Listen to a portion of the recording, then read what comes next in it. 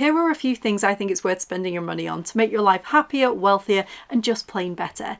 Point number one is an alarm clock. If you're anything like me, I've spent the last few years using my phone as my alarm clock, but there's increasing evidence coming out now to show that it's not great for your dopamine levels, your cortisol, which is your stress hormone, and having your phone on you all day is not great for your mental health. So I wanted to get my phone out of the bedroom, so I bought an alarm clock to use as an alarm clock, and I brought my charger through to my office.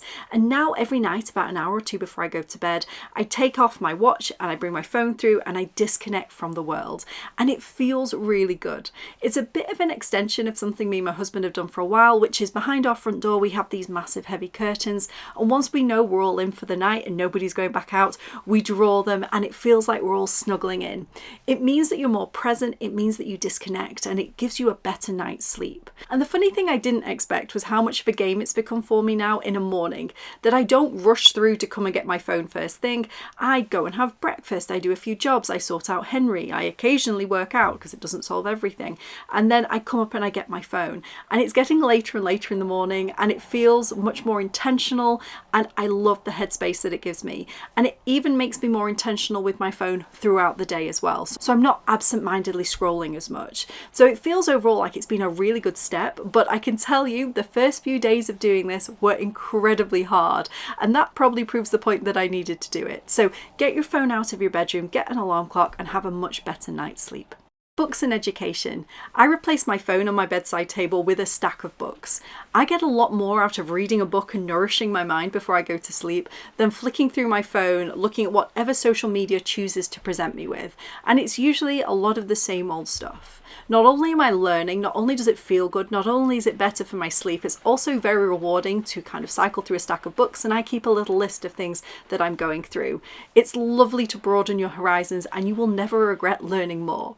My favourite topics to read around are finance, business, and particularly psychology. On top of that, I have Audible because I like to listen to books on the go, and I also get a lot of education online. And I used to do most of it for free through YouTube because you can learn a lot off YouTube, but it takes a lot of hunting. And sometimes if you're trying to pick up information fast, for example, with my business, I do a lot of graphic stuff. I sometimes now pay for courses because I find that more worthwhile. And if I find any great courses online that are worth paying for, or any that I don't think are so great, I'll let you know. I'll put them in my comments of my videos, anything that I think you might be interested in. I'll be brief on this one because you guys know I love it, but it's have a planner. Whether it's a specific planner like this one, a notebook, or somewhere online, make sure you have somewhere that you can keep a record of your schedule, your notes, and your specific goals. We all know it's evidence-based that if you write down specific goals, you are infinitely more likely to achieve them. But more than that, if you're a really busy person now, lots of us have lots of tasks ongoing at the same time. And there's something to be aware of called the Zeigarnik Effect, which is that a task that is unfinished takes up more space in our brain than something that we have completed. Now, this is actually quite useful for other areas like learning, but that's an entirely different video, because if your mind is constantly going over the same thing again and again, that's quite helpful. But for getting tasks done, we have a limited amount of focus, and if we're constantly thinking about all the things that are half done, we can't focus on the task at hand.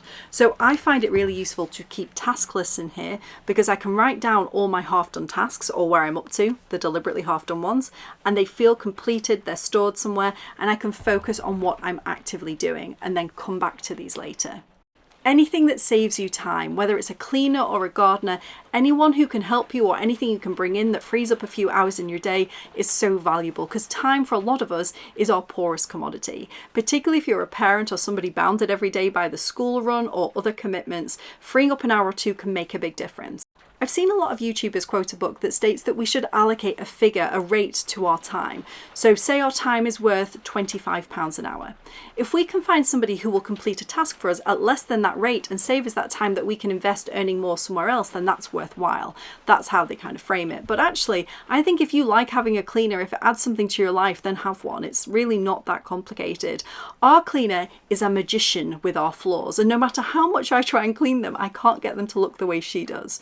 We've had to scale back a little bit on things like cleaners and gardeners since I've changed my job, but we still have these people to help us out because they're great at what they do and they add value to our lives. There's often little things that you can buy that change your routine or make your day-to-day quicker. So a few weeks ago, I bought a silk bonnet off Amazon. A lot of people had told me that if you wear a silk bonnet, then it can reduce the amount that you need to wash your hair. I definitely found sleeping on silk pillowcases made a big difference, but we have some silk pillowcases, some not silk, and we play musical beds at night. So I bought this silk bonnet and I slept in it last night and the night before. So this is now 2-day-old hair, which I'm actually quite impressed with. So I just got this one off Amazon and it works really well. So definitely something worth trying if you're one of these people who just feels that washing and drying your hair takes up way too much time. The next thing that we pay for is private healthcare and education. Now, it's really sad to say this because we've always been very lucky in the UK, and up until a few years ago the state versions of these were brilliant, and unfortunately I still think the people who work in these services are brilliant, but the way they're funded, structured, everything else is just not working. So we pay for our child to have private education because one of the most worthwhile things that we can pay for him is where he spends the majority of his day, so we have more control, we can pick his environment, and he's in a beautiful place. And then from a healthcare point of view, we do pay for private healthcare insurance and we also pay for private GP. Now, some people are more lucky than others on this, and some people have great access to an NHS GP or NHS healthcare in their area. It's very patchy where we are. And so last year I was feeling absolutely exhausted and I tried to get in with my GP. It's actually quite difficult, and I thought maybe it's the time of year. I know everything the GP is going to say. It's the time of year, it's getting dark, it's getting colder, maybe because you're trying to do all these different jobs and different things, you're under a little bit of stress. But I thought, do you know what? I'm going to change my mindset from this NHS mindset and go and make a bit of a fuss and pursue this privately. So I booked in with a private GP and I had a full health screen. I know it wasn't because of the weather, it was because my thyroid was in my boots, my folate level was low, my vitamin D was low and my calcium was low. So I corrected those things, felt like a different person. So going forward, I'm definitely going to invest more and be more proactive with my own healthcare. And then there's experiences and holidays. Now, being totally honest with you, this wasn't something I used to value at all. I used to think that I should put all my focus into my job and my real life, and that frittering off to different places and doing random different things wasn't real and was a waste of my time. But over the last year, I've had a huge shift in mindset, and that in part has been helped by reading things like The Pathless Path. This is a brilliant book which talks about how the current culture of working to try and find meaning in your work and to try and constantly grow and get more, that's a relatively new phenomenon. And actually there's a lot of cultures in the world right now where people still don't do that, and in years gone by people didn't do that either. People just work to get the money that they needed to live and actually live their lives. It even talks about how in some places if you pay your employees too much, they'll just stop working because they'll have enough to get by and live their life accordingly. And I just think that's quite a nice viewpoint. So yeah, I absolutely loved last week going to Disneyland Paris with my husband and son, and it was just lovely to build memories.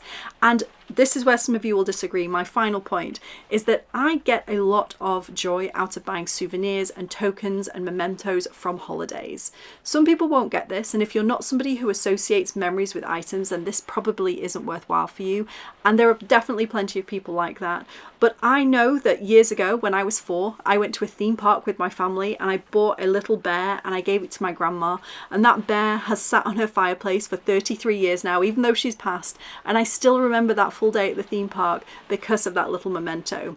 If you watch my handbag collection, I associate memories with all of my bags. That's just the way that I am. So I fully indulged at Disney last week. Now there's nothing useful in the rest of this video. This is just for my own amusement that I'm filming this next bit. So you can X out now unless you want to see and hear about a little bit of what we got up to at Disney. When we went to Disney, normally when I go to Paris, I am desperately trying to look like a local and not look like a tourist, but that was not the approach that I took on this trip.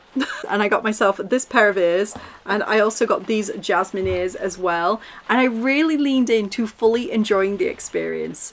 I'm not a Disney adult. I know there's some adults who are really into it, and good for you. I got to lean into your crazy for a few days and it was just such good fun. We built amazing memories. We got loads of stuff for Henry, and if you're wondering what bag I took, I'm really proud of myself. I really wanted to go buy a Louis Vuitton bum bag, and then I thought, why? Why does it need to be Louis Vuitton? So I got this one from Lululemon, which is navy blue. It's their everywhere bag. It was less than £40. It's got a great size pocket on the back for your passports. I kept a little Chanel wallet in here, and that was good for the trip. It was fantastic. And one day we were queuing for the Flight to Peter Pan ride, and as a proud northerner, I love the rain. I don't know if you can hear it right now. I love going out in the rain. I find any excuse. On this particular day, I was not prepared. So we're stood there, the rain starts, it had been brilliant sunshine, it's Disneyland Paris, and everyone pulls out their ponchos. And I didn't know that the poncho was a thing. So I'm there just soaking through to my skin, refusing to get out of this queue because I'm not re-queuing for Flight of Peter Pan. Absolutely soaked. And it was fine. I loved the actual raining bit. That's fun for me. But afterwards, when the rain stopped and I was just freezing to my core, I realised I had two options. One, we were staying off site at a hotel called the Dream Castle, which was actually quite amazing, but that was too far to go. Or two, I needed to buy some new clothes. It took 3 days for my jumper to dry out after that rainfall. And the top that I ended up buying was in fact this, which I got it because it's navy blue and sparkly. I hadn't seen Wish at this point, subsequently watched it. Great film, love this star. I want all the merch of this star. But now I've seen the film, I cringe a little bit less about what it says on the back. I mainly bought this because I like the colour. It was the nearest available shop that had it in, and it's one of their spirit jumpers, so I really like it. But what amused me about this whole trip was that I was determined to wear the ears. I love accessories, and I just think these are actually really cute. So I was wearing these and I thought I still look fairly respectable because I've just got a normal plain sweatshirt on. Then I went into full Disney gear and yeah, got to experience Disney Adults Crazy, and I don't hate it. It was really good fun. We had such a great trip, and now I've got all this merch to remember it from. That is it for today's video. Hope you found this useful in some ways. I'll be back with another video very shortly. Have a great week. Bye.